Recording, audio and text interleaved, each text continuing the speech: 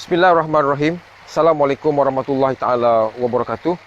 Tuan-tuan, puan-puan, bersua kita lagi. Kali ini saya ingin berkongsi dengan anda isu berkaitan dengan perbezaan antara surat amaran dengan surat tunjuk sebab. Sering kali berlaku kekeliruan antara kedua-dua surat cara ini, yang mana pekerja terutamanya beranggapan bahawa ianya merupakan sebahagian daripada hukuman. Soalan pertama, adakah surat amaran dan surat tunjuk sebab itu hukuman? Jawapannya tidak. Surat amaran berfungsi sebagai surat cara memberi amaran kepada pekerja bahawa tindakan beliau itu salah dan kini beliau telah diperhatikan oleh majikan dengan memberi amaran melalui surat yang telah ada. Surat amaran ini juga, tuan-tuan dan puan-puan, diberikan hanya sebanyak 3 kali saja. Tidak ada 4 kali, tidak ada 5 kali. Ini bermaksud, kali pertama dikeluarkan surat amaran, kali kedua dan yang kali ketiga itu adalah final. Sebab itu, tuan-tuan dan puan-puan, untuk nak mengeluarkan surat amaran ini, terdapat beberapa proses terdahulu, terutamanya bagi kes salah laku ringan ataupun minor misconduct. Kerana sebelum datang kepada surat amaran ini, ada beberapa proses seperti proses kaunseling, proses surat teguran secara verbal ataupun reminder, dan akhirnya masuk kepada peringkat ketiga dipanggil sebagai surat amaran. Ini bagi kes minor misconduct ataupun kesalahan salah laku yang kecil. Tetapi jika ia melibatkan kes yang berat, kes yang besar, maka surat amaran boleh diberikan terus tanpa mengambil kira kaunseling ataupun reminder. Apa contohnya?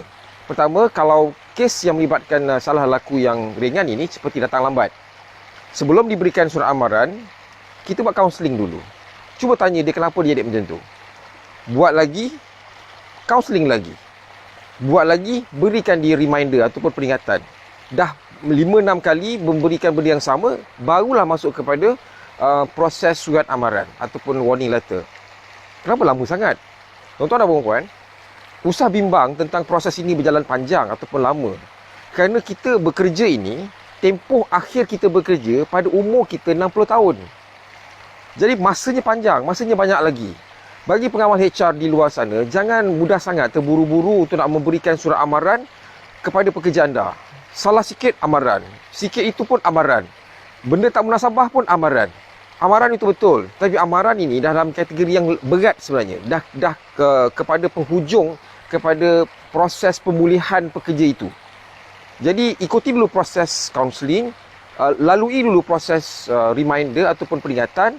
Dah tak boleh, barulah kita masuk kepada proses surat amaran. Itu surat amaran. Dan dia bukanlah berfungsi sebagai menghukum pekerja. Dia adalah amaran. Namanya pun amaran. As a warning to the employee. Now, yang kedua kita ada surat tunjuk sebab. Surat tunjuk sebab ataupun show cause letter ini juga berbeza dengan surat amaran. Soalan yang sama, adakah surat tunjuk sebab ini hukuman? Jawapannya tidak.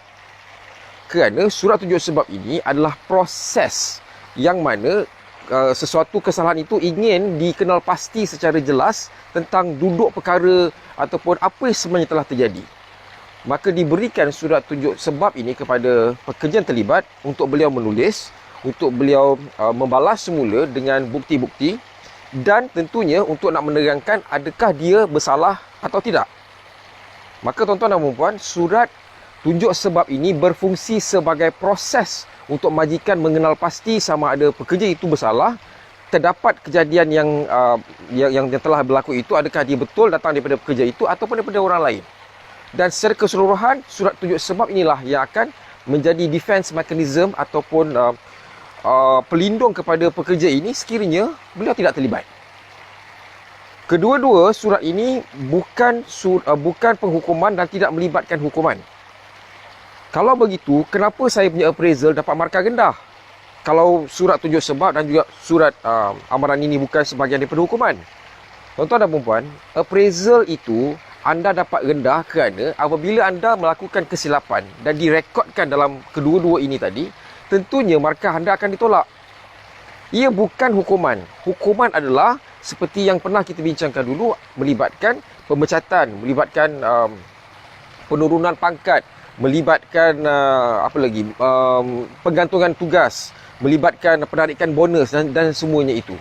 Tapi dari segi markah, dia tidak dilihat sebagai hukuman kerana ia adalah proses dari pengiraan merit ataupun markah seseorang pekerja, sama ada dia layak mendapat markah appraisal yang tinggi ataupun tidak.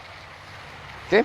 Untuk kali ini kita akan menjelaskan tentang dua perkara ini tadi. Saya harap tuan-tuan dan puan faham, terutamanya HR, agar anda tidak mudah terkeliru dan juga tidak memberikan konotasi yang mengelirukan serta berbeza kepada staf dan juga pekerja-pekerja anda.